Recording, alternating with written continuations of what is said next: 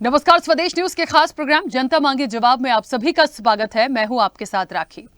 दिल्ली के मुख्यमंत्री अरविंद केजरीवाल शराब घोटाले मामले में तिहाड़ जेल में बंद हैं।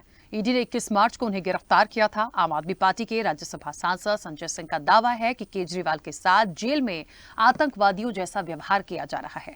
इससे आहत होकर केजरीवाल ने देश के नाम संदेश भेजा है कि वे आतंकवादी नहीं हैं। आम आदमी पार्टी का आरोप है कि जेल में अरविंद केजरीवाल का मनोबल तोड़ने की कोशिश की जा रही है और उन्हें बुनियादी अधिकार भी नहीं दिए जा रहे हैं। ऐसे में केजरीवाल ने संदेश भेजकर देशवासियों से कहा है कि मेरा नाम अरविंद केजरीवाल है और मैं आतंकवादी नहीं हूं।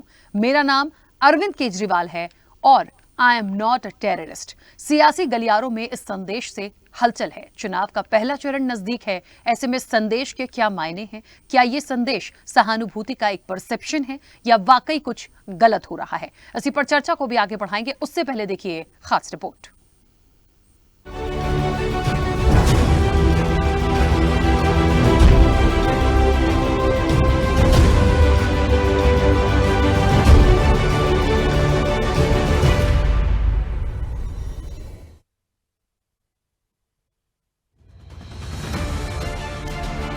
पहला चरण नजदीक है। सबको सत्ता की उम्मीद है। अपने अपने वादों और दावों के साथ राजनीतिक दल मैदान में है। लेकिन आपने अरविंद केजरीवाल की गिरफ्तारी के बाद से बीजेपी सरकार के खिलाफ मोर्चा खोल दिया है। आम आदमी पार्टी का आरोप है कि भाजपा और नरेंद्र मोदी नफरत से भरे हैं। तभी केजरीवाल से उनके परिवार और पंजाब के सीएम भगवंत मान से मुलाकात के लिए शीशे की दीवार खड़ी करा रहे हैं। चाहे कितना भी तोड़ने की कोशिश की जाए, हम टूटने वाले नहीं हैं। दरअसल केजरीवाल की गिरफ्तारी के बाद सोमवार को तिहाड़ जेल में उनसे मिलने पार्टी के संगठन मंत्री संदीप पाठक और पंजाब के मुख्यमंत्री भगवंत मान पहुंचे थे। हालांकि दोनों नेताओं की मुलाकात केजरीवाल के साथ किसी कमरे में नहीं बल्कि जेल में शीशे के आर पार हुई। इस दौरान बातचीत वहां रखे फोन के जरिए हुई। आम आदमी पार्टी का आरोप है कि जेल में अरविंद केजरीवाल का मनोबल तोड़ने की कोशिश की जा रही है और उन्हें बुनियादी अधिकार भी नहीं दिए जा रहे हैं। ऐसे में केजरीवाल ने संदेश भेजकर देशवासियों से कहा है कि मेरा नाम अरविंद केजरीवाल है और मैं आतंकवादी नहीं हूँ। सांसद संजय सिंह का आरोप है कि बीजेपी और प्रधानमंत्री नरेंद्र मोदी नफरत और बदले की भावना से ग्रसित होकर अरविंद केजरीवाल के साथ आतंकवादियों जैसा व्यवहार कर रहे हैं। इसलिए केजरीवाल से उनके परिवार और पंजाब के सीएम भगवंत मान की मुलाकात शीशे की दीवार खड़ी कर कराई जा रही है। उन्होंने कहा कि पीएम मोदी ऐसा करके केजरीवाल और आम आदमी पार्टी के नेताओं को अपमानित कर उनका मनोबल तोड़ना चाहते हैं, लेकिन हम टूटने वाले नहीं हैं। अरविंद केजरीवाल न टूटेंगे और न झुकेंगे। अरविंद केजरीवाल जी ने एक संदेश भेजा है, मेरा नाम अरविंद केजरीवाल है और मैं आतंकवादी नहीं हूँ। अरविंद केजरीवाल का जेल से भेजा हुआ संदेश पढ़ते हुए संजय सिंह ने पीएम मोदी पर कड़ा प्रहार किया। उन्होंने कहा कि आजादी के बाद देश के सबसे बड़े घोटाले इलेक्टोरल बॉन्ड, जिसके जरिए भाजपा को रिश्वत दी गई, उसके पक्ष में देश के प्रधानमंत्री खड़े हैं, उसका बचाव कर रहे हैं। ये महा घोटाला है। उधर कांग्रेस सांसद राहुल गांधी ने भी इलेक्टोरल बॉन्ड को लेकर बीजेपी को घेरा। इन सब के बीच केजरीवाल के संदेश पर पलटवार करते हुए बीजेपी ने भी तीखी प्रतिक्रिया व्यक्त की है। दिल्ली में तो परिस्थितियां बदल चुकी हैं। दिल्ली में तो लोग ये देख रहे हैं कि उनके बेटे उनके भाई के साथ क्या कर रही है बीजेपी। तो ये एक सवाल है। नहीं, ये तो देखिए नरेंद्र मोदी का मास्टर स्कीम है जी। जी, ये इनकी सोच है जी। पूरा आइडिया इनका था जी। ये कहते हैं कि पॉलिटिक्स में ट्रांसपेरेंसी लाने के लिए किया गया जी। तो अगर ये पॉलिटिक्स में ट्रांसपेरेंसी लाने के लिए किया गया जी, तो इसमें नाम क्यों छुपे थे जी? जब सुप्रीम कोर्ट ने कहा जी कि डेटा रिलीज होना चाहिए जी, तो इसको रिलीज होने से कौन रोक रहा था, क्यों रोक रहा था जी? किन डेट्स पे पैसा दिया गया, किसको दिया गया जी? जब ये डेटा मांगा गया जी, उसको भी किसने रोका जी? क्लियर सी बात है जी। ये प्राइम मिनिस्टर का विजन है जी। इसको स्ट्रीट लेवल पे एक्सटॉर्शन कहा जाता है, हफ्तेबाजी कहा जाती है। ये हिंदुस्तान का सबसे बड़ा हफ्तेबाजी का स्कीम है और ये प्रधानमंत्री ने कंसेप्चुलाइज किया है। जिन्हें संजय सिंह घोटाला कह रहे हैं, माननीय प्रधानमंत्री जी ने स्पष्ट किया कि वो स्पष्टता है, पारदर्शिता है, विषय इनके पास कुछ है नहीं। संजय सिंह खुद भटके हुए आदमी है। एक दिन एक विषय पे बोलते हैं, दूसरे दिन दूसरे विषय पे बोलते हैं। बेहतर होगा कि दिल्ली सरकार का जो भ्रष्टाचार है, संजय सिंह एक बार हिम्मत करके उस पर भी बोल के दिखाएं कि शराब घोटाले में उनकी खुद की भूमिका क्या है। दिल्ली और पंजाब के चुने हुए मुख्यमंत्रियों की मुलाकात आतंकवादियों की तरह करने को लेकर जेल प्रशासन पर भी सवाल उठे हैं। आम आदमी पार्टी का दावा है कि आज से पहले किस मुख्यमंत्री की इस तरह मुलाकात कराई गई, आप एक नाम बता दीजिए। उधर अरविंद केजरीवाल 23 अप्रैल तक हिरासत में रहेंगे। गिरफ्तारी को चुनौती देने वाली उनकी याचिका पर सुप्रीम कोर्ट में 29 अप्रैल को सुनवाई होगी। लेकिन इतना तो साफ है कि इस बार के चुनाव में मुद्दों के साथ आर पार की लड़ाई है। अब इस तकरार के बीच किसकी बनेगी सरकार, ये देखने वाली बात होगी। स्पेशल रिपोर्ट, स्वदेश न्यूज। तो देखिए, निश्चित तौर पर एक बात हमेशा कहते हैं हम कि जब बहुत सारी चीजें आ जाती हैं, देश का इतना बड़ा चुनाव है, मुद्दों की बात होती है, तमाम बातें होती हैं, लेकिन दिल्ली की बात करें और आम आदमी पार्टी की बात करें तो शायद वो भारतीय जनता पार्टी के कहना चाहिए इस तरह से घेरने पे लगी है, क्योंकि जब से अरविंद केजरीवाल की गिरफ्तारी है, देखिए मनीष सिसोदिया का जिक्र कर लें, संजय सिंह को फिलहाल वो बेल पर बाहर है, जमानत पर बाहर है, सत्येंद्र जैन की बात कर लें, और ये पूरा शराब घोटाला वाला जो मामला आया जिसमें बाद में गिरफ्तारी हुई अरविंद केजरीवाल की, उनकी गिरफ्तारी के बाद से आम आदमी पार्टी ने इस पूरे मुद्दे को कहीं से कहीं तक छोड़ा नहीं है। अब बात आती है, देखिए दो बातें यहाँ पे सोचना पड़ेगा। एक तो ये कि आप अभी तक तो ठीक है, आपकी सुनवाई हो रही थी, तमाम चीजों पर आप जा रहे थे, वो मामला चल रहा है, आप उसको ला रहे हैं। दूसरी बात, अब जो बड़ा सवाल उठाया गया उनकी मुलाकात पर, जब भगवंत मान उनसे और उनके एक मित्र उनसे मिलने पहुंचे हैं, उसके बाद ये सवाल हुआ कि आपने उनके परिजनों के लिए और उनके लिए शीशे की दीवार का प्रयोग क्यों किया? क्या वो एक खूंखार कोई अपराधी हैं या फिर उन पर आरोप सिद्ध हो गया है? एक सीएम होने के नाते क्या इस तरह से उनका कोई एक राइट नहीं है कि वो अपनी फैमिली से आमने सामने बैठकर मिल सकते हैं या बात कर सकते हैं, या दूसरे स्टेट के मुख्यमंत्री से वो इस तरह से मिल सकते हैं? इस पर आम आदमी पार्टी ने सवाल उठाए हैं। अब ये एक अलग विषय हुआ कि ये पूरा क्राइटेरिया है, देखिए कि वहां जेल के अंदर क्या प्रावधान है, उन वहां का डिसीजन यदि जेलर के पास है तो क्या मिलवाया जा सकता था। लेकिन आम आदमी पार्टी ने इस पर भी सवाल उठाया है कि ये भी सब किया धरा भारतीय जनता पार्टी और पीएम मोदी का है और इस तरह से तानाशाही रवैया बर्दाश्त नहीं होगा। खैर, इन सब के बीच में ये जो मैसेज आया जेल से, जो संदेश आया, क्या इसके बाद जनादेश वो आम आदमी पार्टी या गठबंधन को मिल पाएगा? एक सवाल। दूसरी चीज ये, वाकई इस तरह के मैसेज पास करने से क्या ये एक सहानुभूति का परसेप्शन बनाने की कोशिश है या फिर वाकई कुछ गलत हो रहा है? इस चर्चा को आगे बढ़ाएंगे। तमाम मेहमान हमारे साथ जुड़े हैं। सबसे पहले आपका परिचय करा दें। भारतीय जनता पार्टी का पक्ष रखने के लिए प्रदीप बैस हमारे साथ जुड़े हैं। प्रदीप जी, बहुत स्वागत चर्चा में जुड़ने के लिए। कांग्रेस का पक्ष रखने के लिए प्रबल प्रताप शाही हमारे साथ अब से कुछ देर में जुड़ेंगे। प्रबल जी का भी बहुत स्वागत है। आम आदमी पार्टी का पक्ष रखने के लिए मीनाक्षी शर्मा हमारे साथ जुड़ी है। मीनाक्षी जी, आपका भी बहुत स्वागत है। वरिष्ठ पत्रकार अरविंद खोखर जी हमारे साथ जुड़े हैं। अरविंद जी, आपका भी बहुत स्वागत है। और स्वदेश न्यूज के managing editor RP Srivastava ji हमारे साथ जुड़े हैं। आरपी श्रीवास्तव जी, आपका भी स्वागत है। चर्चा की शुरुआत सबसे पहले प्रदीप जी आपसे, और आपसे इसलिए क्योंकि कई सारे जो आरोप आए हैं, हालांकि भारतीय जनता पार्टी की प्रतिक्रिया आ गई, पर वही बात हुई है, एक वार होता है दूसरा पलटवार होता है। इन सब से इतर ये जो संदेश आया है अरविंद केजरीवाल का, जो संजय सिंह ने पढ़ा है और उन्होंने कहा कि मैं आतंकवादी नहीं हूं, my name is Arvind Kejriwal, I am not a terrorist. ये बात, ये पीड़ा कह लीजिए, या तो वो इस माध्यम से आई कि शायद जो उनके साथ हो रहा है, या आम आदमी पार्टी कह रही है कि मनोबल तोड़ने की कोशिश है। क्यों उनके परिवार से वो सामने नहीं मिल सकते? क्यों वो अपने किसी दूसरे स्टेट के सीएम से वो इस तरह से उनको ऐसे रखा जा रहा है जैसे कोई बड़े अपराधी हैं? ये तमाम सवाल जो उठाए हैं वो आम आदमी पार्टी ने बहुत गंभीरता के साथ रखे और उनके मैसेज से वाकई एक हलचल है। राखी जी नमस्ते, और पैनल में बैठे हुए सभी साथी वक्ताओं को प्रणाम, और श्रीवास्तव जी मैनेजिंग एडिटर को भी सादर प्रणाम सर, और तमाम दर्शकों को मेरा सादर प्रणाम। आज अष्टमी है।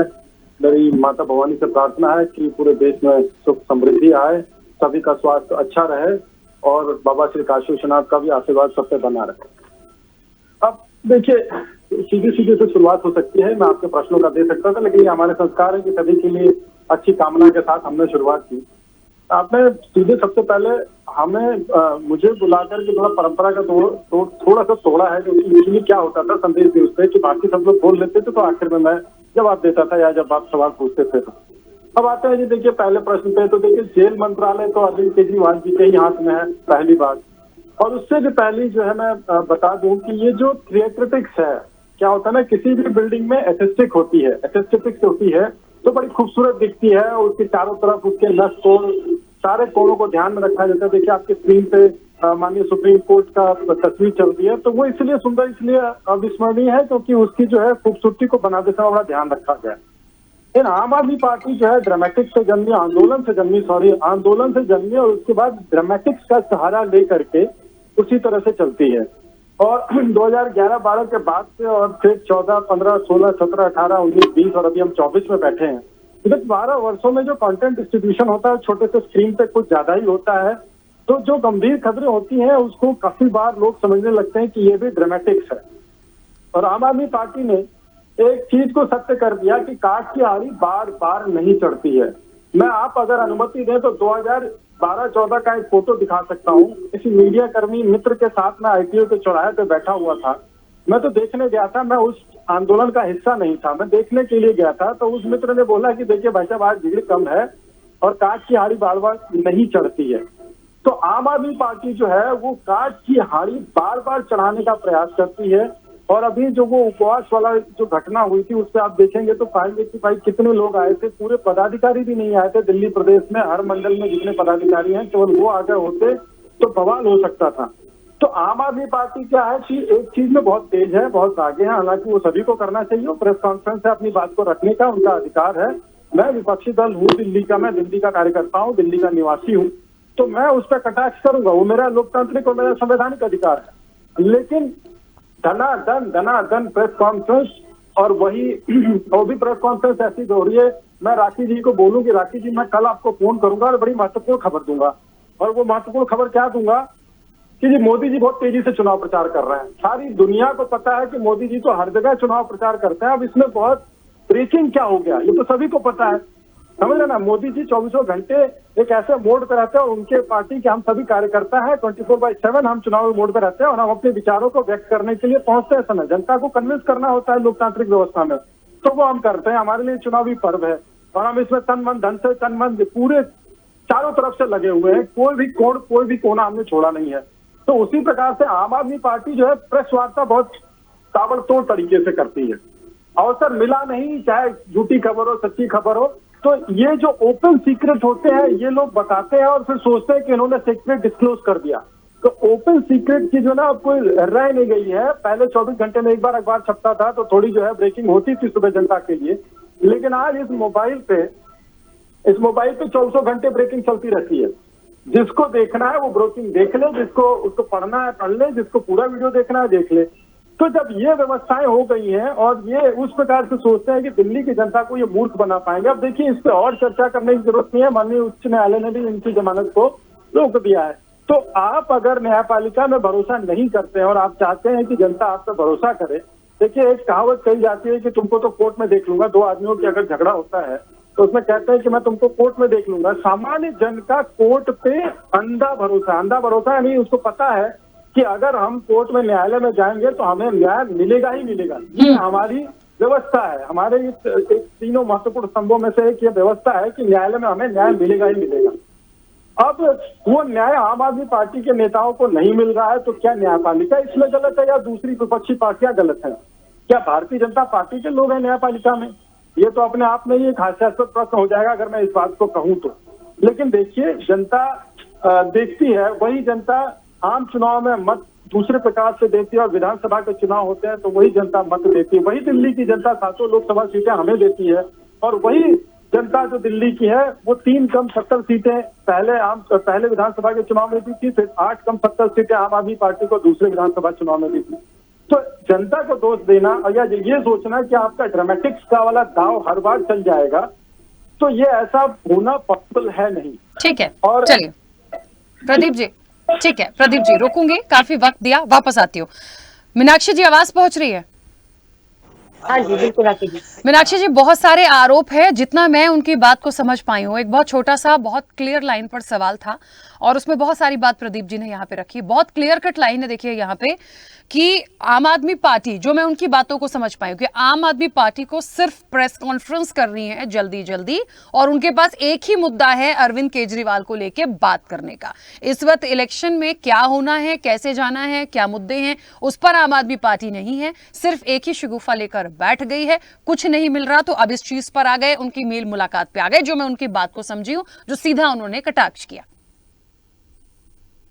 देखिए राकेश जी, अरविंद केजरीवाल जी दिल्ली के लोकप्रिय मुख्यमंत्री हैं, जो दिल्ली की जनता के दिलों में बसते हैं, क्योंकि इन्होंने दिल्ली की जनता के लिए बहुत काम किया है।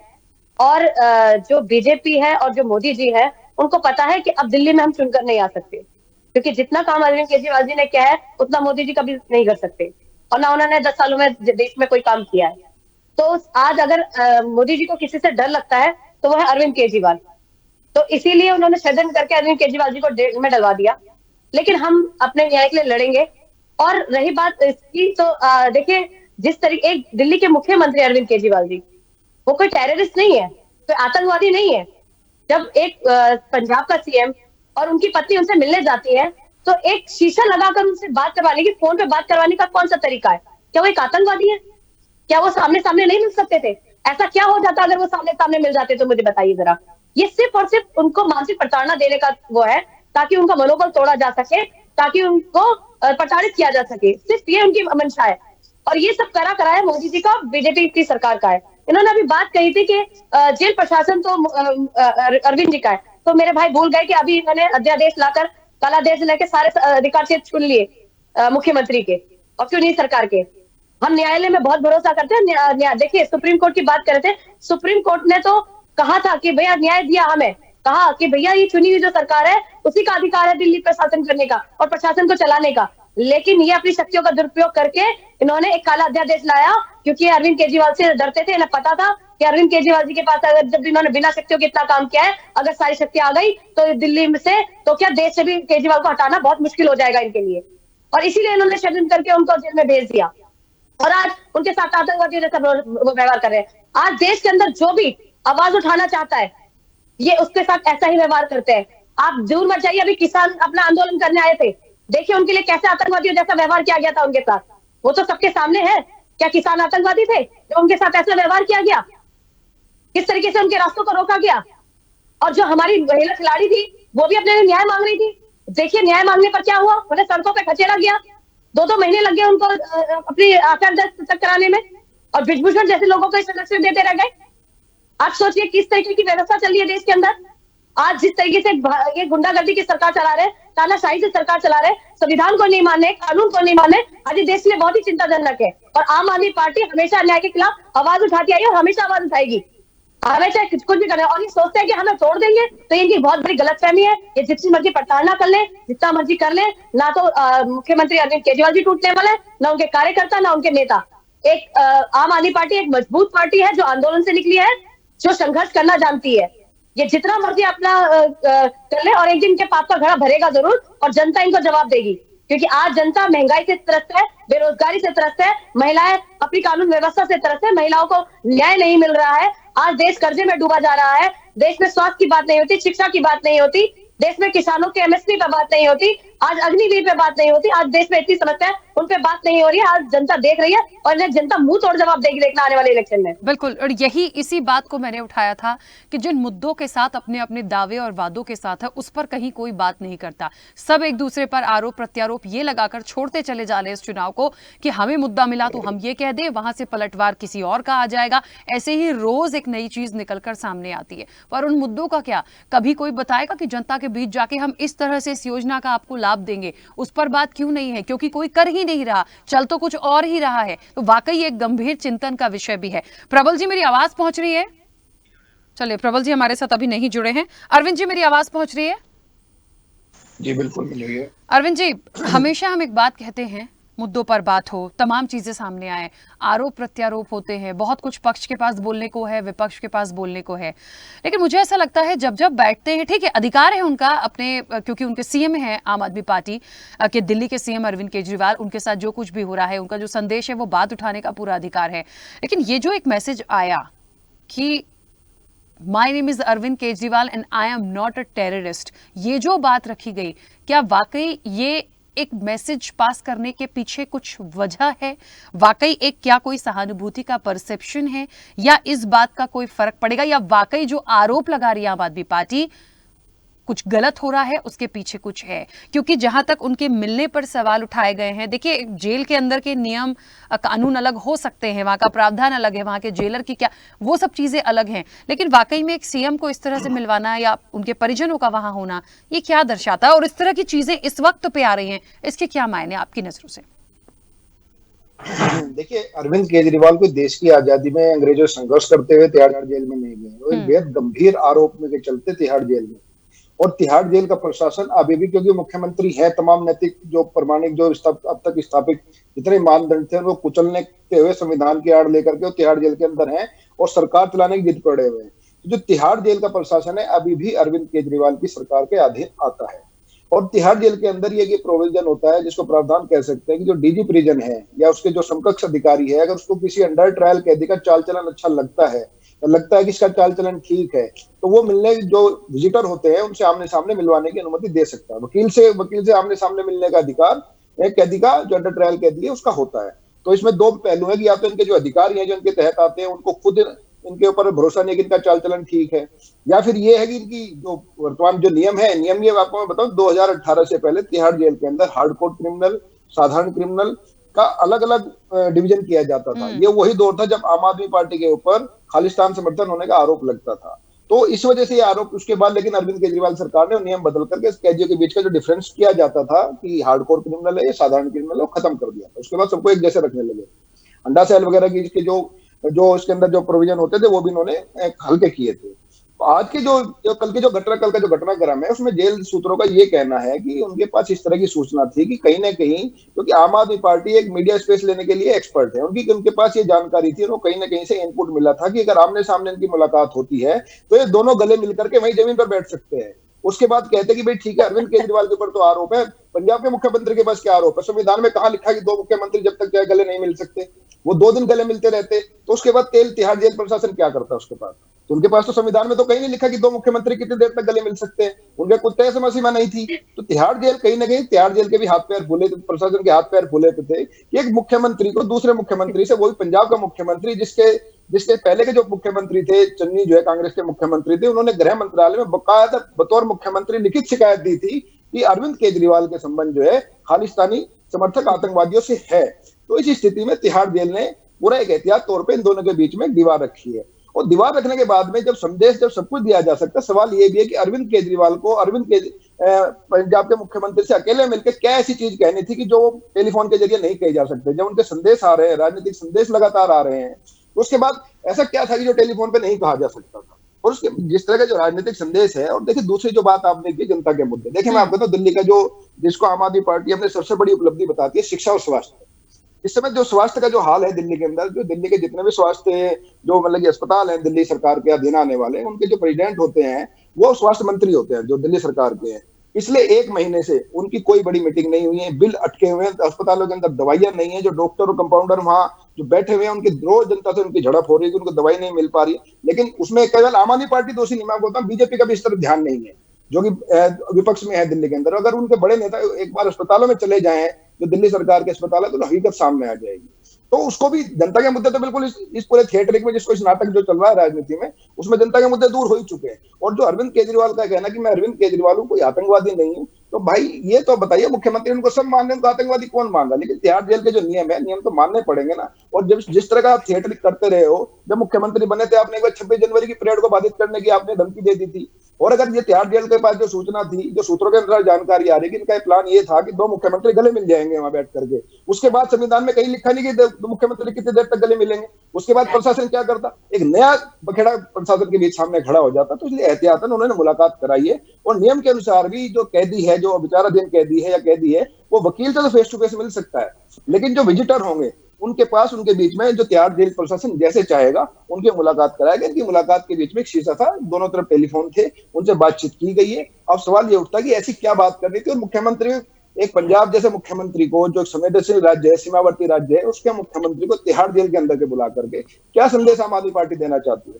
जब इनके पास संजय सिंह है, जब उनके पास सुनीता केजरीवाल है, जिसके जरिए अब तक लगातार राजनीतिक संदेश अरविंद केजरीवाल के आते रहे, तो ऐसा क्या था, ऐसा क्या संदेश देना था उस मुख्यमंत्री को या उस पार्टी को, एक सीमावर्ती राज्य के मुख्यमंत्री जिसके ऊपर एक कांग्रेस के मुख्यमंत्री बेहद गंभीर आरोप लगाए थे कि खालिस्तान से उनके जो समर्थक आतंकवादी उनके संबंध है। और अभी एक पन्नू जो बड़ा अमेरिका में जो विदेश में बैठा हुआ है, जो खालिस्तान का अपने आप को जो रेफरेंडम 2024 चला रहा है, उसने खुद स्वीकार किया कि उसने आम आदमी पार्टी को फंडिंग की थी। तो एक बड़ा सवाल यह भी है कि ऐसा क्या कहना था अरविंद केजरीवाल को पंजाब के मुख्यमंत्री से अकेले मिल करके कि जो वो जेल प्रशासन की मौजूदगी में या टेलीफोन के जरिए जहां रिकॉर्ड होती है लाइन, वहां नहीं कह पाए। बाकी राजनीतिक संदेश तो सारे बाहर आ रहे। तो सवाल तो ये भी आम आदमी पार्टी को इसका भी जवाब देना चाहिए कि भले अरविंद केजरीवाल आतंकवादी नहीं है, लेकिन ये शक तो पैदा हो रहा है कि पंजाब के मुख्यमंत्री से ऐसा क्या कहना था कि उनको ना अकेले में मिलना था। वकीलों से मिलने के उनके पास छूट है, व्यक्तिगत मिलते हैं, और जो पत्नी है उनसे व्यक्तिगत मिलते हैं, फेस टू फेस मिलते हैं। जो नियम है इनके बनाए हुए, तो अपने बनाए नियम को मानने में ऐसी क्या मजबूरी होगी, उसके लिए इतना बड़ा बवाल किया जा रहा है। जी ठीक है,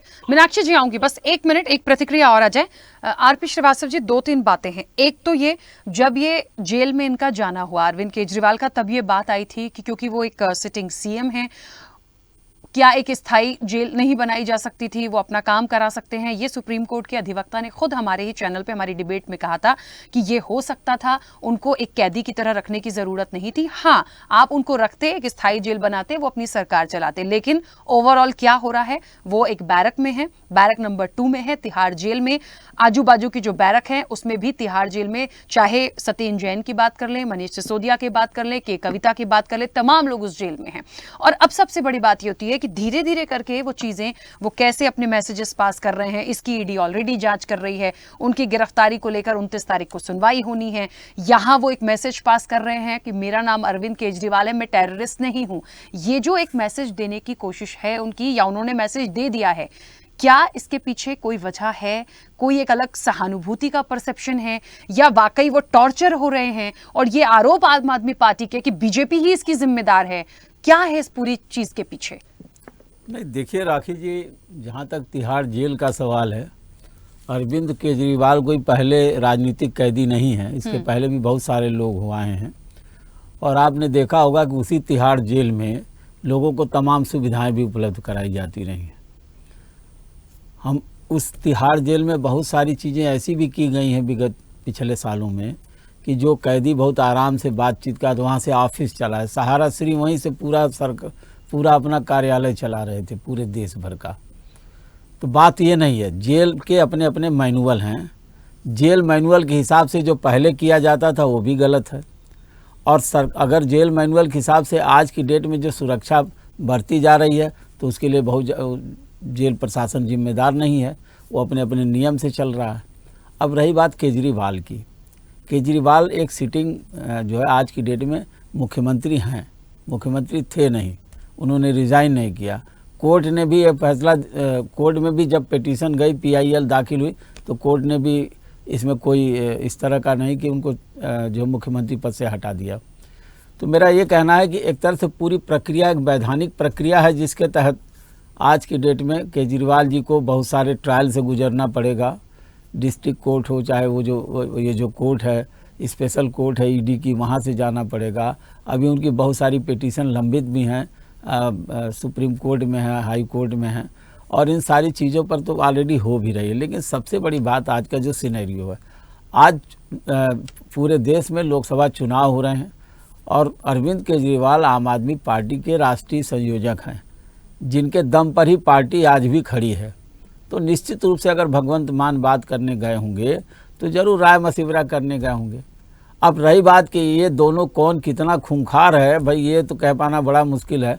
हम लोग तो ये मान सकते हैं कि जो चुना हुआ मुख्यमंत्री है आज की डेट में देश का नागरिक है। अगर वो अपराधी है तो उसको जेल जाना पड़ा, अगर वो नहीं है तो बाहर है।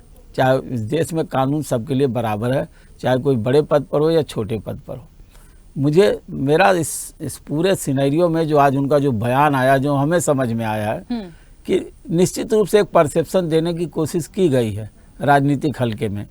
साथ ही साथ ये भी जनता के बीच में, चूंकि आम आदमी पार्टी कई जगहों पर चुनाव लड़ रही, पंजाब में लड़ रही, दिल्ली में लड़ रही, अन्य राज्यों में, गुजरात में उनके कैंडिडेट खड़े हैं, और ऐसे वक्त में एक ऐसा नेता जो पूरी पार्टी की कमानी उसके हाथ में रहती थी, जिसके दम पर सत्ता हासिल हुई, तो एक जो परसेप्शन जाता है कि वो अपना कुछ न कुछ एक ऐसी बात जरूर जनता के बीच में लाएंगे कि उनके साथ किस तरह का व्यवहार हो रहा है। जेल में शीशे के आर पार बहुत सारे जेल में जहाँ खूंखार आतंकवादी या ऐसे खूंखार अपराधी हैं, अगर वो हैं तो इस तरह की व्यवस्था रहती है, चाहे तिहाड़ जेल हो, चाहे आर्थर रोड जेल हो, या अन्य कोई जेल हो, बेऊर जेल हो, तमाम जेलों में इस तरह की व्यवस्था है। और पूरी व्यवस्था में सरकार से इतर जेल की अपनी एक निजी व्यवस्था है जो जेल के कानून के तहत चलती है। तो आज की डेट में अगर इस तरह का कोई बयान आता है तो उसके राजनीतिक मायने हैं। राजनीतिक मायने यह है कि वो निश्चित रूप से सिंपैथी गेन करना चाहते हैं। हम चाहे यहाँ बैठ के कितनी भी बात करें, लेकिन ये तो बात सच है कि अरविंद केजरीवाल जेल में और चुनाव प्रचार नहीं कर सकते। उनकी पिटीशन भी लगी हुई है। शायद अगर कोर्ट अनुमति दे तो हो सकता है प्रचार में भी जा सकते हैं। तो अभी की जो परिस्थितियां हैं, जिसमें भगवंत मान मिलने जा रहे थे और केजरीवाल से मुलाकात इस तरह की हुई, इवन अभी ये भी था कि उनकी पत्नी भी गई थी, तो वो भी एक तरह से जो शीशे के आर पार ही जो है मुलाकात हुई और टेलीफोनिक बातचीत हुई। तो ये बात अलग है कि इतना तो तय है कि उनको उस कैटेगरी में नहीं रखा जा सकता जो आतंकवादी या जो क्रिमिनल हैं। हाँ, ये बात तय है कि कोई ऐसा इनपुट दे दें या कोई ऐसी बातचीत हो, इसके एहतियात के चलते जरूर जो है तिहाड़ जेल प्रशासन जो है इस तरह की व्यवस्था किया होगा। ठीक है, प्रबल जी आवाज पहुंच रही है मेरी? जी नमस्कार। नमस्ते प्रबल जी, सबसे पहले तो ये कि अरविंद केजरीवाल का जो संदेश आया निश्चित तौर पर देश की जनता के लिए था। वो अपनी बात वहां से यहां पहुंचाना चाहते थे, वो आई है जिस पर इतनी बात हो रही है। दूसरी चीज ये कि आम आदमी पार्टी ने और कांग्रेस ने इलेक्टोरल बॉन्ड को लेकर एक कहते हैं ना कि जैसे आम आदमी पार्टी ने अरविंद केजरीवाल के मुद्दे को लेकर बीजेपी को एकदम जकड़ के रखा है, वो छोड़ना नहीं चाहती। आपकी आवाज साफ नहीं आ रही। ऐसे ही इलेक्टोरल बॉन्ड को लेकर तमाम जो इंडिया गठबंधन है वो भारतीय जनता पार्टी को छोड़ना नहीं चाहता। मेरी आवाज नहीं पहुंच रही आप तक प्रबल जी? प्रबल जी मेरी आवाज पहुंच रही है आप तक? अब आ रही है, पहले नहीं आ रही थी। ठीक है प्रबल जी, बहुत संक्षेप में सवाल लूंगी मैं। एक तो ये कि आम आदमी पार्टी की तरफ से अरविंद केजरीवाल का जो स्टेटमेंट आया, जो उन्होंने संदेश जनता के लिए भेजा कि मेरा नाम केजरीवाल है, मैं टेररिस्ट नहीं हूं, इस तरह की जो बातें उन्होंने बोली, आप क्या समझते हैं उनके इस स्टेटमेंट से? पहली चीज, ठीक है। दूसरी चीज ये कि आम आदमी पार्टी ने ही और कांग्रेस ने भी इलेक्टोरल बॉन्ड को लेकर बहुत सवाल उठाए हैं आज, इसीलिए क्योंकि जिस तरह से एक बड़ा मुद्दा आम आदमी पार्टी के पास आज अरविंद केजरीवाल को लेकर हो गया, वो छोड़ना नहीं चाहते बीजेपी को। इस मुद्दे पर तानाशाही का आरोप लगा रखा है। वैसे ही जो इंडिया गठबंधन है उनके पास इलेक्टोरल बॉन्ड एक बहुत बड़ा मुद्दा हो गया जो छोड़ना नहीं चाहते। तो राहुल गांधी ने भी उस पर कई सारे सवाल उठाए हैं।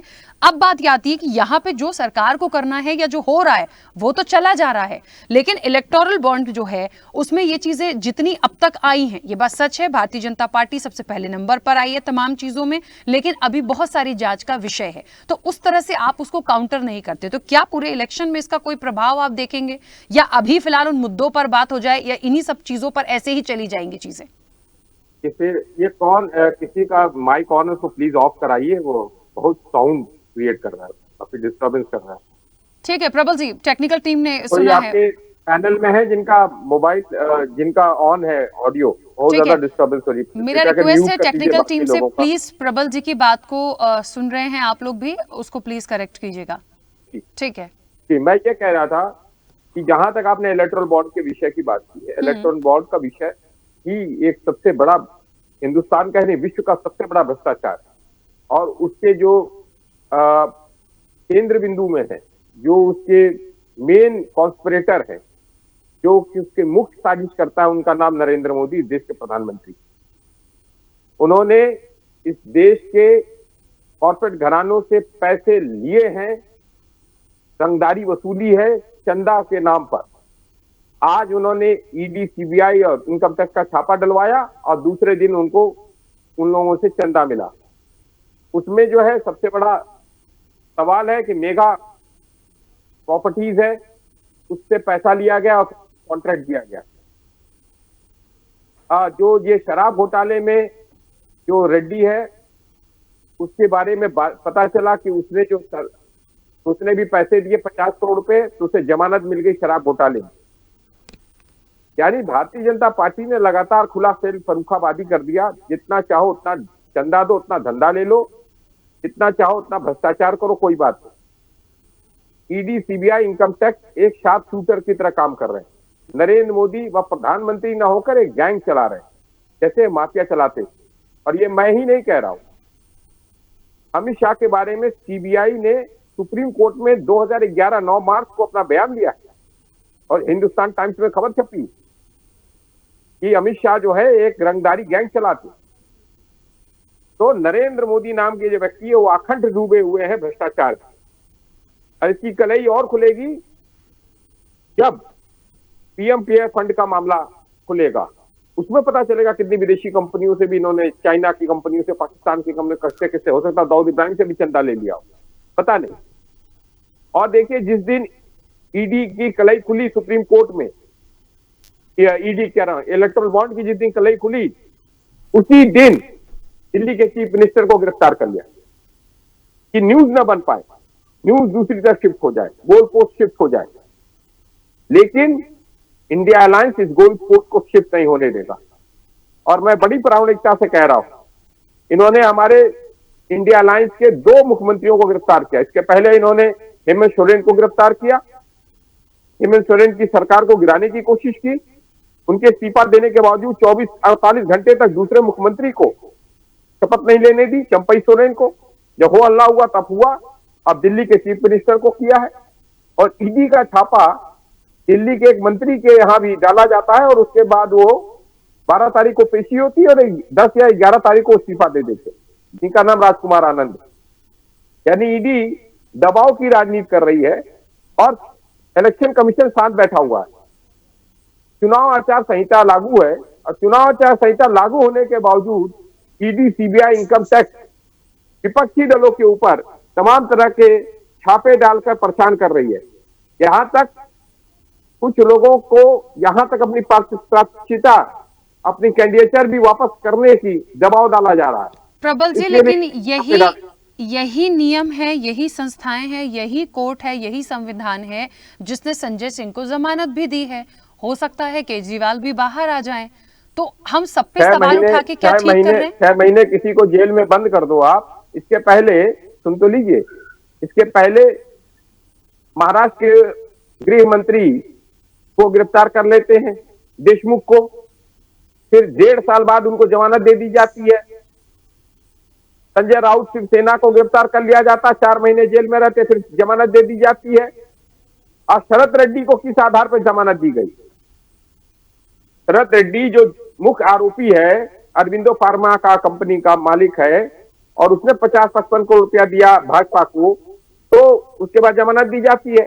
तो मैं कहता हूं आज ईडी, सीबीआई, इनकम टैक्स का आपने किया है, बहुत अच्छा रास्ता दिखा रहे हैं आप। लेकिन मैं बड़ा प्रामाणिकता से कह रहा हूं, जिस दिन सरकार बदलेगी, जितनी भी भ्रष्टाचार नरेंद्र मोदी ने किया है, अडानी के मार्फत किया है, इलेक्ट्रल बॉन्ड के मार्फत किया है और हमारी लाखों महिलाओं का मांग उजाड़ा है नरेंद्र मोदी ने। जब ऑक्सीजन का सिलेंडर दिलवाना था 2021 में, तो नरेंद्र मोदी भाषण दे रहे थे विदेशों में, हमारे विदेशों में कह रहा हूं, बंगाल में, और चंदा वसूल रहे थे। किससे चंदा वसूल रहे थे? कोविशील्ड बनाने वाली कंपनी सीरम से। प्रबल जी, ये सब तब हो पाएगा जब सरकार बनेगी। प्रबल जी, सुन तो लीजिए, ये सब तब होगा जब लाखों सरकार बच्चे, बनेगी, आपके भी- फिलहाल तो आपके उस भी लाइन बच्चे पे सुनिए, चलना जरूरी आपके भी है। परिवार का कोई ना कोई मरा होगा। और मैं बड़ी प्रामाणिकता से कह रहा हूं, नरेंद्र मोदी भी जेल जाएंगे और ये देश के पहले प्रधानमंत्री होंगे या पूर्व प्रधानमंत्री हो जो जेल जाएंगे। ये मैं देखिए आज बोल रहा हूं। प्रबल जी, मैं जो कह रही हूं उसको सुनिए पहले। आप कह रहे हैं सरकार बदलेगी, कार्रवाई करेंगे, लेकिन उस सरकार को बदलने के लिए 4 जून तक का इंतजार करना है और जनता का विश्वास जीतना है। तो उस जनता के विश्वास को जीतने के लिए हम उन पॉइंट्स पर बात करें, हम जाएं ताकि वो तो पहले अब आपने जनादेश अपना आपने अभी आशीर्वाद अभी दें। अभी हमसे पॉइंट तो पूछे नहीं, आपने तो दूसरी बातें पूछ रही थी। पॉइंट मैंने तो पूछा आपसे मैं 2 बता दे रहा सवाल हूं। किए थे, लेकिन आप पूरी बात इलेक्टोरल बॉन्ड पे ले गए। एक छोटा सा सवाल था, मैंने तो अरविंद केजरीवाल के स्टेटमेंट पे भी आपकी प्रतिक्रिया मांगी, वो दी ही नहीं आपने। मैंने क्या कहा, आपने इलेक्टोरल बॉन्ड का मुद्दा उठाया तो मैंने इलेक्टोरल बॉन्ड का पहले जवाब दिया। अब जहां तक आप दिल्ली के चीफ मिनिस्टर की बात कर रहे थे, दिल्ली के चीफ मिनिस्टर अपने पार्टी के अध्यक्ष भी हैं, राष्ट्रीय अध्यक्ष है, तो वो अपना बयानबाजी करेंगे ही, अपना बयान देंगे ही, क्यों नहीं करेंगे। और चुनाव का दौर है, राष्ट्रीय अध्यक्ष अगर जेल में है तो जेल से अपना चिट्ठी लिखेगा, उसमें कौन सी नई बात है। और मैं तो इंतजार कर रहा हूं कि ईडी कब छापा मारेगी भारतीय जनता पार्टी पर। 21 दिन जेपी नड्डा गिरफ्तार होंगे, मैं उसका इंतजार कर रहा हूं। अगर निष्पक्षता है, इतना निष्पक्ष है ईडी, सीबीआई, इनकम टैक्स, तो क्यों नहीं भारतीय जनता पार्टी के ऊपर छापा डाल रही है। और क्यों नहीं जेपी नड्डा को गिरफ्तार, वही केस है ना, शराब घोटाला वही केस है ना। इसमें एक पार्टी के राष्ट्रीय अध्यक्ष को पार्टी बनाकर गिरफ्तार किया जाता है, दिल्ली के चीफ मिनिस्टर को। प्रबल जी, उसके सबूत कौन देगा? ईडी तो आज कोई भी चीज सबूत करती है। अरे ईडी मोदी की शार्प शूटर बन चुकी है। ईडी जो है वो तो शार्प शूटर है। ईडी के पास दिख नहीं रहा प्रमाण। ईडी ने जो जमानत दी है 50 करोड़ रुपया जब भारतीय जनता पार्टी के इलेक्टोरल बॉन्ड के माध्यम से आ गया शरद शेट्टी की कंपनी अरबिंदो फार्मा से, तो उसी के बाद तो ईडी ने जमानत दी। ये तो प्रमाण है, इसमें तो ईडी के अधिकारी भी गिरफ्तार होंगे। चलिए, बड़ी जांच का विषय है, ठीक है। जो भी ईडी के अधिकारी, जो भी सीबीआई के अधिकारी, जो भी इनकम टैक्स के अधिकारी और जो भी इलेक्शन कमीशन के भी अधिकारी जो बेईमानी करने की कोशिश कर रहे हैं, रिगिंग करने की कोशिश कर रहे हैं, उन सब देशद्रोह के मुकदमे में नापे जाएंगे, इतना बता दे रहा हूं मैं। सबके ऊपर देशद्रोह के मुकदमे चलेंगे। उसके लिए पहले बहुत सारा वर्कआउट करने की जरूरत है। खैर, मीनाक्षी जी कुछ कहना चाह रही थी, अपनी बात रखिएगा। देखिए राकेश जी, इलेक्टोरल बॉन्ड की बात की आपने, और आज अगर आप देखें तो इतिहास का सबसे बड़ा अगर घोटाला है तो वो इलेक्टोरल बॉन्ड है। वो तो शुक्र कीजिए और शुक्रियादा कीजिए सुप्रीम कोर्ट का, जिसकी वजह से आज ये सब चीजें सामने आ पाई है, नहीं तो ये जनता के सामने कभी नहीं आ पाती। क्योंकि आप देखिए, और बात की शराब घोटाले की, तो आप अगर बात करें, बिल्कुल मैं प्रबल जी की बात से बिल्कुल सहमत हूँ। जो 2 गवाहों के आधार पर गिरफ्तारी हुई है मुख्यमंत्री केजरीवाल जी की, उनमें से एक गवाह है शरद रेड्डी, जिसकी गिरफ्तारी के बाद वो 60 करोड़ रुपए रिश्वत देता है बीजेपी को, जो कि साफ साफ मनी ट्रेल है। क्यों ईडी और सीबीआई पे कार्रवाई नहीं करते, क्यों जेपी नड्डा जी को गिरफ्तार नहीं करते हैं? वो तो सामने सामने मनी ट्रेल है। 2 साल हो गए शराब घोटाले, कथित शराब घोटाले को, इतनी कार्रवाई हो गई, इतनी रेड हो गई, इतना सब कुछ हो गया, आज च्यवन ने रिकवर नहीं कर पाई ईडी, क्योंकि ऐसा कोई घोटाला हुआ ही नहीं है। क्योंकि एक राजनीतिक षड्यंत्र है, सिर्फ और सिर्फ अरविंद केजरीवाल को खत्म करने के लिए, आम आदमी पार्टी को खत्म करने के लिए। रहा दूसरे गवाह की बात करूं मैं, उनके मंगूटा रेड्डी की, तो उनको टीडीपी से टिकट दे दिया जाता है इनाम के तौर पर, क्योंकि वो सरकारी गवाह बने और उन्होंने अरविंद केजरीवाल के खिलाफ बयान दे दिया। जबकि वो ही अपने 7 बयानों में ये कह चुके थे कि अरविंद केजरीवाल जी का से मेरा कोई लेना देना नहीं है, इस चीज में अरविंद जी का कोई लेना देना नहीं है। उसके बावजूद फिर जब वो उनके खिलाफ बयान देते हैं तो वो उसको टीडीपी से टिकट दे देते हैं। और आज प्रधानमंत्री मोदी जी और पूरी बीजेपी उनके लिए चुनाव प्रचार करेगी। तो ये सब जनता के सामने है, सारी ट्रांसपेरेंसी है, जनता देख रही है।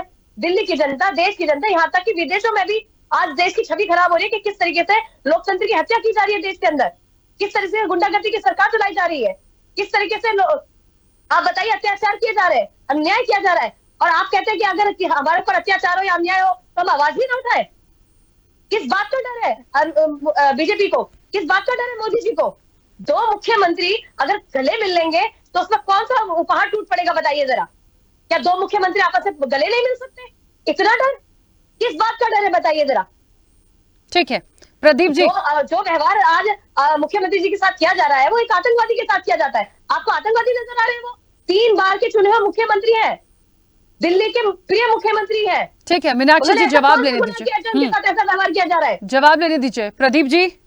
प्रदीप जी, आप तक हाँ प्रदीप जी, आवाज आ रही है। बार बार एक बात आती है, बहुत सारी बातें हैं देखिए विपक्ष के पास इस पूरे मामले में। इस इलेक्टोरल बॉन्ड को लेके मैंने बात इसलिए यहाँ पर उठाई थी क्योंकि आज यदि सबसे बड़ा विषय गठबंधन को या विपक्ष को मिला है तो वो यही मिला है। और मुझे लगता है जब तक इस चीज पर और क्लियरिटीज आएंगी ना, ये इलेक्शन हो चुका होगा। इसीलिए मैंने कहा कि जनता का आशीर्वाद चाहिए तो इस वक्त उस लाइन पे जाइए, अपनी बात को रखिए, लेकिन उसके बाद चीजें आएंगी तो क्या होगा? या तो सरकार बदलती है तो आप कह रहे हैं हम बदल देंगे सारी चीजों को, और नहीं होता है तो फिर क्या? फिर तो ऐसे आरोप लगते रहेंगे कि ईडी आपकी, सीबीआई आपकी, तमाम लोग आपके। राखी जी देखिए, अब तो मैं, क्योंकि मेरा कैमरा नहीं है, मैं आपके इस फ्रेम को देख पा रहा हूँ, लेकिन मेरी कैमरा वहां चल नहीं रहा है, तो मैं तो भाव विभोर हो गया हूँ, मेरे आंसू निकल रहे थे। आप शायद दर्शकों को दिखाना चाहें, मैं तो मतलब पार्टी नहीं भरी, मतलब वर्षों बाद, इतने 4 वर्ष हो गए मुझे, और कांग्रेस के कोई बोलने वाले मिले। भाई साहब को तो टिकट मिलना चाहिए था, प्रबल जी को, पता नहीं क्यों टिकट नहीं दिया। इतना अच्छा इन्होंने भाषण दिया, मतलब राहुल जी से बस एक ही नंबर कम था, नहीं तो बाकी सारी चीजें एकदम चकाचक थी। और वो बहन जी आम आदमी पार्टी वाली, पता नहीं शायद पॉलिटिकल साइंस पढ़ा है कि नहीं पढ़ा है, संविधान पढ़ा है कि नहीं पढ़ा है, लेकिन उनकी डिलीवरी, डायलॉग डिलीवरी बहुत बढ़िया थी। अब मैं आता हूँ मुद्दे की बात पे। देखिए आप राखी जी, आपने अभी मेरे बोलने से पहले जो आपने रोल प्ले किया, वो उस एग्जामिनर की तरह से रोल प्ले किया जो विपक्ष को एकदम पॉइंट टू पॉइंट इशारा कर रहा है कि पकड़ो इस लाइन को, इसको पकड़ो, कुछ बोलने के लिए हो जाएगा, जनता समझेगी कि तुम्हारे पास कोई कंटेंट है बोलने के लिए। लेकिन अब ये इस देश का दुर्भाग्य ही कहिए या क्या कहा जाए, यहाँ पे संविधान है, रूल संविधान के हिसाब से चल रहा है। बहन जी कह रही थी कि 2 मुख्यमंत्री गले लग जाते तो क्या हो जाता। अरे एक संवैधानिक पद पे है और एक आरोपित है, क्या अभी इसी तरह से यही परसिस्टेंस, यही शुरू किया जाएगा क्या कि कोई भी ऐरा गहरा जो आरोपी है वो किसी राज्य के मुख्यमंत्री को गले लगाता फिरे? बहरहाल ये तो स्वतंत्रता सभी की है, कोई गले लगाए या नाली में फेंक दे, उससे किसी को क्या परेशानी हो सकती है जब तक कि वो संवैधानिक किसी के अधिकार को नहीं तोड़ रहा है। बहरहाल देखिए क्या है कि इनके पास है, आपने बहुत ही बढ़िया इशारा किया, तो क्या इस देश के न्यायालय भी भारतीय जनता पार्टी के कार्यकर्ताओं द्वारा चलाए जाते हैं? मेरे एक सीधे से प्रश्न का जवाब दे दिया जाए तो अगर न्यायालय में भारतीय जनता पार्टी के कार्यकर्ता हैं तो मुझे बात कुछ समझ में आती है, लेकिन अगर न्यायालय स्वतंत्र है और न्यायपालिका स्वतंत्र है तो इनको कौन सा नैतिक अधिकार मिल रहा है यह आरोप लगाने का और वो ऐसा कहने का कि जैसे कि न्यायपालिका एकदम से गुलाम हो किसी की? ये तो न्यायपालिका के ऊपर इनके प्रश्नों को, ये प्रश्न भारतीय जनता पार्टी पे नहीं, ये देश की न्याय व्यवस्था पे ये प्रश्न उठा रहे हैं कि इनको जो है इनके आरोप और इनके आरोपों को कोई जनता कन्विंस नहीं हो पा रही है। सीधे सीधे से कहना है कि ये लोकतांत्रिक व्यवस्था है, लोकतंत्र में बहुमत का मत होता है, सदन में जिसके नंबर ज्यादा होते हैं वो सरकार बनाता है। क्षमा चाहूंगा। और पिछले 2 चुनावों में कांग्रेस जो है 50 के आंकड़े को पार नहीं कर पाई, और कांग्रेस, आम आदमी पार्टी तो चलिए अभी 10 के नीचे ही है। बातें करना, आरोप लगाना और जनता को उस पर कन्विंस कर लेना, ये 2 अलग अलग चीजें होती हैं। तो मेरा निवेदन है कि अनर्गल भ्रम फैलाने की जो आप चेष्टा करते हैं, इसके लिए न्यायालय है, जो आरोप है उनको सिद्ध करिए न्यायालय में जाकर के और फिर बात करिए। आप इसी तरह से भ्रमित करते रहते हैं और जनता आपके सच को समझ जाती है, और फिर वही हाल होता है जो 14 और 19 में हुआ, देख लिया जाएगा। लेकिन प्रदीप जी, वो प्रबल जी के भाषण की मैं बड़ी तारीफ करता हूँ, बहुत अच्छा। प्रदीप जी एक सेकंड, वो दोनों मेहमान फिर से कुछ कहना चाह रहे हैं तो मेरा भी राइट है कि उनको थोड़ा, क्योंकि वो इसी से रिलेटेड कुछ कहना चाह रहे हैं। मीनाक्षी जी पहले आप बोलिए, बस थोड़ा जल्दी जल्दी बोलिएगा। देखिए राखी जी, बीजेपी का कोई भी प्रवक्ता इलेक्टोरल बॉन्ड पे बोल ही नहीं सकता, क्योंकि उनको खुद पता है कि ये सबसे बड़ा घोटाला आज देश का, कि जिस तरीके से इन्होंने वसूली करी है कंपनियों से, जिस तरीके से इन्होंने चंदा लिया है, चाहे तो इन्होंने ईडी सीबीआई की रेड करवा के उनको डरा धमका के चंदा लिया, या फिर उनको फायदा पहुंचाने के लिए उनसे चंदा लिया। तो ये जो चीज है अब जनता के सामने आ गई है, और सुप्रीम कोर्ट का तो मैं धन्यवाद करना चाहूंगी। अगर शायद उनका ये डिसीजन नहीं आता तो जनता के सामने ये घोटाला कभी सामने नहीं आ पाता। और आज इनका कोई भी प्रवक्ता, खुद प्रधानमंत्री जी इलेक्टोरल बॉन्ड पे नहीं बोल पाते हैं। और मैं तो एक सिंपल सा सवाल पूछ रही हूँ कि जिस शराब घोटाले की आप बात कर रहे हैं, उस शराब घोटाले का किंगपिन है शरद रेड्डी, आपने उसकी गिरफ्तारी के बाद उससे 60 करोड़ रुपए रिश्वत में क्यों लिए? क्यों आपने इलेक्टोरल बॉन्ड से लिया? बताइए जरा, किसका जवाब दे दीजिए। आपको तो पता था कि वो आरोपी है, या आपको नहीं पता था कि वो आरोपी है? फिर उस आरोप और उसको आप सरकारी गवाह बना लेते हैं और फिर उसको आप जमानत दे देते हैं। तो इन बातों का जवाब क्यों नहीं देते हैं? चांद को ही डुबा दिया। नहीं, चंद्रप्रीत सिंह का नाम पता है जी, अरे आप सवाल पूछने का जवाब दे दीजिए ना, मेरे सवाल का जवाब दे दीजिए। जनता भी जाने क्यों शरद रेड्डी साहब ने कानूनों के लिए क्यों आपने उसको सरकारी जगह बनाया, क्यों आपने उसको जमानत दे दी, आप उसका जवाब दे दीजिए। क्यों आपने बाबू टिकट दे दिया इनाम के तौर पर सरकारी जगह बनाने के, चंद्रप्रीत आप इन बातों का जवाब दीजिए ना पहले। ठीक है प्रबल जी, आप भी कुछ कह रहे थे, जल्दी से बोल लीजिए। ये कोई प्रवक्ता थे, उन्होंने मेरी बड़ी प्रशंसा की और कहा टिकट मिल जाएगा। तो मिलेगा टिकट, चिंता मत करो। चाहिए तो भाई जिस दिन में नहीं मिलेगा, चिंता मत करो आप। और जिस दिन हाथ में शासन आएगा मैं बता दूंगा क्या होता ईडी और क्या होता सीबीआई, क्या होता इनकम टैक्स।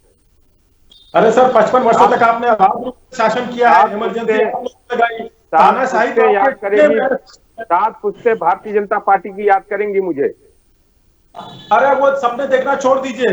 अरे सुनिए, ईडी के पास सुनिए, ईडी जो है अरे सुन तो लीजिए, भ्रष्टाचार से आखंड डूबी हुई पार्टी, 55 वर्षों तक शासन रहा, पैर के नाखून से लेके सर के बाल तक आखंड डूबा हुआ नरेंद्र मोदी। सुन लीजिए, मैंने बोला नहीं अभी, आपके बीच में नहीं बोला, बोलना नहीं है आप अपना शांत रहो। ये नरेंद्र मोदी के मन की बात नहीं है, मैं बोल रहा हूँ, मैं डरने वाला नहीं है, नहीं तो मैं बोलने नहीं दूंगा फिर। प्रबल जी थोड़ा जल्दी से कंप्लीट कीजिए। मैं बता दे रहा हूँ, मीनाक्षी भी जानती है, सब जानते हैं मुझे। जब मैं बोलना शुरू करूंगा तो फिर बंद नहीं होगा।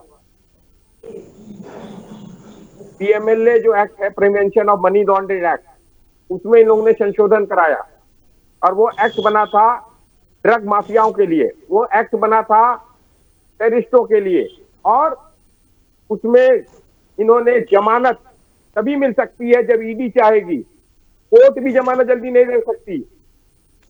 और 6-6 महीना कोर्ट चाहकर भी, जानती है कोर्ट, कहती है कि इसमें कुछ है नहीं, कोर्ट की टिप्पणियां बहुत होती हैं। सेक्शन 45 के अंतर्गत इनको स्पेशल पावर है ईडी को कि जमानत नहीं देगी, जब तक ईडी नहीं कहेगी तब तक जमानत नहीं मिलेगी, पहली चीज। इसीलिए इन लोगों ने उसका फायदा उठाया है और इन्होंने सवाल किस पर किया, विपक्षी दलों पर। इन्होंने एक भी ईडी की कार्रवाई ड्रग माफिया पे किया? अगर किया होता तो मुद्रा पोर्ट पर, अडानी के पोर्ट पर जो मादक द्रव्य, जो ड्रग्स आया, उस पर ईडी की कोई कार्रवाई क्यों नहीं है? गौतम अडानी गिरफ्तार हुआ, चलिए क्यों नहीं गौतम अडानी को गिरफ्तार किया ईडी ने? 1 मिनट प्रबल जी, चाहता हूँ प्रबल जी 1 सेकंड रुकूंगी।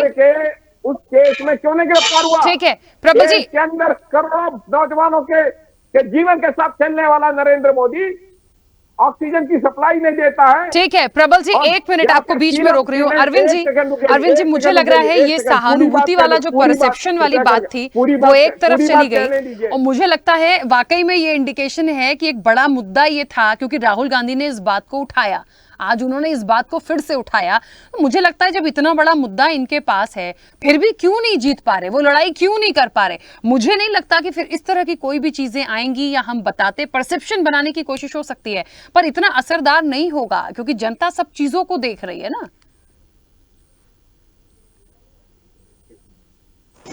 कहाँ है पार्टी इनकी? अरविंद जी घोषणा सवाल मेरा आपसे था, घोषणा पत्र है वो। भाजपा तो मर गई, भाजपा तो परसों मर गई 14 तारीख को।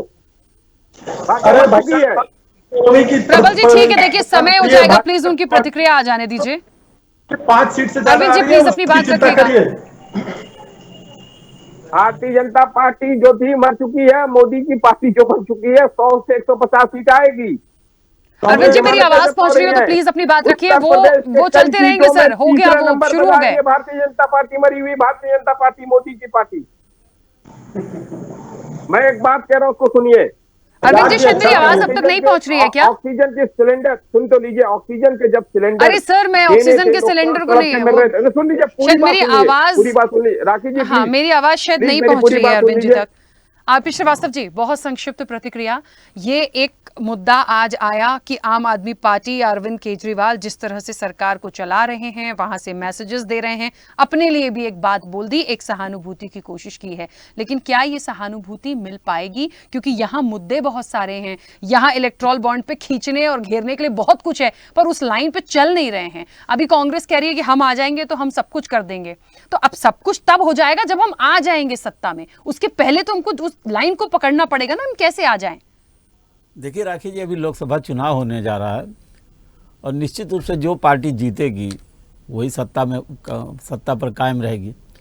मेरा ये कहना है कि चाहे जो भी प्रवक्ता हैं, चाहे कांग्रेस के हों, भाजपा के हों, चाहे कोई हो, आज की डेट में हर व्यक्ति अपने जीत का दावा करता है और कर भी रहा है।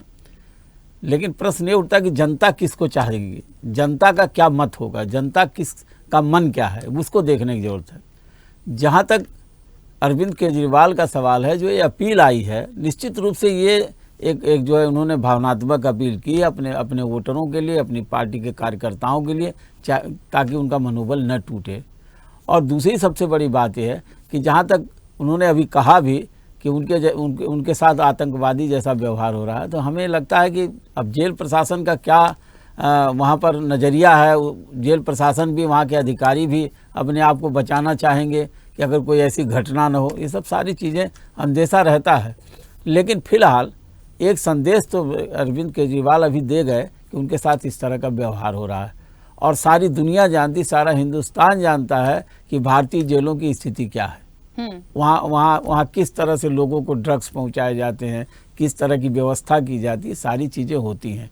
ये किसी से अछूता नहीं है, सारे लोग जानते हैं। जिसको सुविधा देनी हो वहाँ पर किस तरह का भ्रष्टाचार होता है, क्या होता है, सब लोग जानते हैं। ये एक पॉलिटिकल मुद्दा है और यहाँ पर निश्चित रूप से जेल प्रशासन भी प्रिकॉशन ले रहा है कि दो मुख्यमंत्री मिलेंगे, उनके आपस में। देखिए, टेलीफोन से जो बात हो रही है तो वो रणनीतिक बात तो हो ही नहीं सकती ना। आप हाल चाल पूछ सकते हैं, अगर कुछ ऐसी बात करेंगे तो निश्चित रूप से वो जो रिकॉर्ड हो जाएगा या शासन प्रशासन की जानकारी में चला जाएगा। तो ये सवाल आज इसीलिए खड़ा हुआ है। और जहाँ तक सवाल है शराब घोटाले का, उसमें आरोपी हैं, हम उसमें नहीं जाना चाहेंगे कि कौन छूट गया, कौन कहाँ पर है। ये ट्रायल होगा, लोग जो है, अगर अदालत चाहेगी, अगर ये निर्दोष होंगे तो छूट जाएंगे। लेकिन एक टाइमिंग का सवाल है, ऐसे समय में वो लोग जेल में हैं और राष्ट्रीय अध्यक्ष हैं कि उनको जो है चुनाव में उनकी सहभागिता नहीं है, जबकि पूरी टीम उन्हीं के भरोसे रहती है।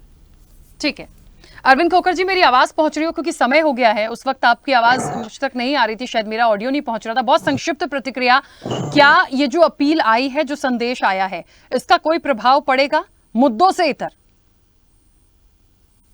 देखिए, मुझे आपकी आवाज पूरी तरह लगी, आपका सवाल तो मैं समझ पाया। शायद पूछ रहे कि अपील का क्या राजनीतिक असर होगा। देखिए, जब अरविंद केजरीवाल को गिरफ्तार किया गया था तो आम आदमी पार्टी को उम्मीद थी कि दिल्ली की सड़कों पर सैलाब उतर पाएगा। लेकिन जितना आम आदमी पार्टी के जो मेंबर है, जिन्होंने मेंबरशिप ली हुई है विधानसभा से, अगर उतने भी आ जाते दिल्ली की सड़कें जाम हो जाती। लेकिन कुछ पॉकेट को छोड़ करके, आईटीओ को छोड़ करके, दूसरी जगह को छोड़ करके कोई भीड़ नहीं हुई। तो आम आदमी पार्टी की वो अपील कितने असर दिखाई है तो 4 जून को ही पता चलेगा। लेकिन जैसा कि मैंने आपको पहले बताया था कि सूत्रों के अनुसार ये जानकारी थी कि तिहाड़ जेल प्रशासन को ये भनक थी, ये इनपुट था कि 2 मुख्यमंत्री गले मिलकर के वहां धरने पर बैठ सकते हैं। और संविधान में कहीं नहीं लिखा कि वो कितनी देर तक मुख्यमंत्री जो है धरने और गले मिल सकते हैं। और देखिए, पंजाब के जो मुख्यमंत्री जेड+ सिक्योरिटी प्रोटेक्टी है, और अगर ऐसी स्थिति आ जाती तो उनमें जो तिहाड़ जेल जो प्रशासन है, जो सुरक्षा कर्मी, दोनों को फिजिकली हटाना पड़ता। लेकिन कोई जिसको जेड+ सिक्योरिटी मिली है, उसको कोई भी दूसरा व्यक्ति छू नहीं सकता है उनकी मर्जी के बिना। तो आमने सामने 2 तिहाड़ जेल के प्रशासन और पंजाब पुलिस के जो जेड+ सिक्योरिटी के जो कर्मचारी थे, जो सिपाही थे, आमने सामने आ जाते तो एक बड़ी अकल्पनीय स्थिति पैदा हो जाती। तो इसलिए जो है तिहाड़ जेल प्रशासन ने सूत्रों के अनुसार दोनों को ऐसी मुलाकात कराई ताकि ऐसी स्थिति बिल्कुल क्रिएट ना हो, ताकि कोई नया बवाल खड़ा ना हो जाए। चलिए अरविंद जी, बीच में रोकूंगी क्योंकि समय हो गया। आप सभी मेहमानों का बहुत शुक्रिया इस चर्चा में जुड़ने के लिए। देखिए, निश्चित तौर पर एक बात तो है, my name is Arvind Kejriwal, I am not a terrorist. अब है नहीं है, जो इनपुट्स हैं, अरविंद जी ने बहुत सारी बातें बताई हैं कि बहुत सी चीज़ें पहले भी पहुंची हैं। देखिए, कानून अपना काम करता है, प्रशासन अपना काम करता है, विपक्ष का काम है सवाल उठाना, आप उठाते रहिए, आपके पास मुद्दा है, आप उसको लेके न्यायालय में जाइए, चीज़ों को लाइए, तब कुछ बात बनेगी। ऐसे बैठे बैठे तो सत्ता हाथ में आने वाली नहीं है। अब क्योंकि चुनाव है तो ये तमाम मुद्दे तो सामने आते रहेंगे। जनता का जनादेश किसकी तरफ है और जनता क्या सोच रही है, क्या ये अपील और परसेप्शन कुछ काम चला पाएंगे, ये देखने वाली बात होगी। फिलहाल चर्चा में इतना ही। बने रहिए स्वदेश न्यूज के साथ। सबसे पहले देश।